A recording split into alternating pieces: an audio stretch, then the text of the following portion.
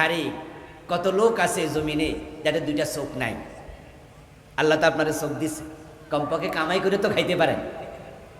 কত লোক আছে দুইটা পা নাই, ওই পা না থাকার কারণে রিক্সাটাও চালাইতে পারে না, আপনি তো কমপক্ষে পা দিয়ে রিক্সা চালাইতে পারেন, ঠিক না ভাই? কত জনের আছে হাত নাই, একটা হাত আছে আর একটা নাই। ও বেটা চাইলে কিন্তু মাটি কাটতে পারে না, মাটির পাত্রটা মাথায় নিতে পারে না, হাত নাই বিদা। আপনার তো দুইটা হাত আছে, কমপক্ষে মাটি কাইতে তো খাইতে পারেন।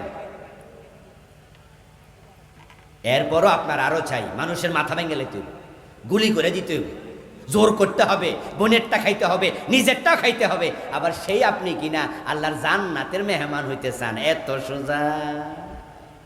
قال رسول الله صلى الله عليه وسلم لا يدخل الجنة لحم نبت من سحت وكل لحم نبت من سحت فكانت النار أولى به। আমার রাসূল বলেন, যে দেহ হারাম খায়া মোটা হয়, তাজা হয়, ওই দেহ আল্লাহর জান্নাতে ঢুকতে পারবে না। যে দেহ হারাম খায়া মোটা তাজা হয়, এটাকে জাহান্নামের জন্য মোটা বানানো হয়।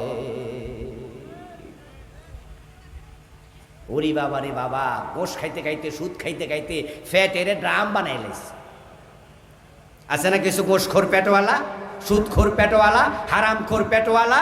সব পেটওয়ালা হারাম খায় না, কিন্তু অধিকাংশ পেটওয়ালাই হারাম খায়।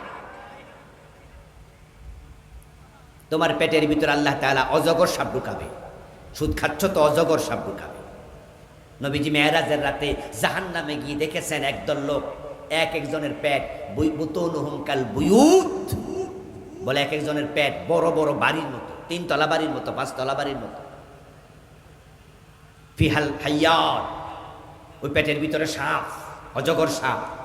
তুরা মিন খারিজি বুতুনিহিম, বাহির থেকে আমি দেখছি, দেখা যায় সাপ হাঁটতেছে, সবল মারছে, গোস্ত খাবলে খাবলে খাচ্ছে। আশ্চর্য শাস্তি দেখে আমি জিবরিল আমিনকে বললাম, ইয়া জিবরিল মান হাউলা, ও জিবরিল, এই অভিনব শাস্তিপ্রাপ্ত মানুষগুলো কারা, কি অপরাধ করছে দুনিয়ায়? কালা হাউলাই আকালাতুর রিবা। জিবরিল আমিন জবাব দেন, এগুলো দুনিয়া সুদ খাইতো, সুদখোর।